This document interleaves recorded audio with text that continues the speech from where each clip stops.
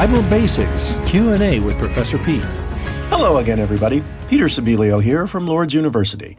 We love your questions at Annunciation Radio, and it's my pleasure to help with some answers. Today's question comes from Sandy, who asks, why do they have so many ways to measure things in the Bible? Ah, yes, the old joke. Noah gets all these specific measurements for the ark and then simply raises his hand and says, God, what's a cubit? Well, a cubit is about a forearm, not the most precise measure since forearms come in all different sizes. So the Bible also includes a world of different measurements.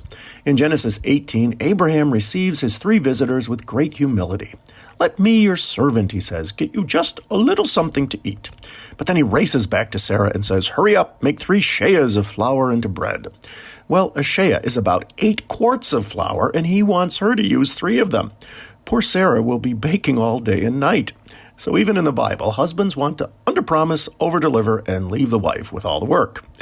Now, of course, Jesus says there's more to measures than that. He says, you people are good at measuring everything, yet you withhold yourselves from God. He also talks about a worldly slave who uses his knowledge of measures of olive oil and cores of wheat to stave off starvation. So we obviously need to measure some things, but we must also measure ourselves, because Jesus reminds us that the measure we measure with will be what measures us.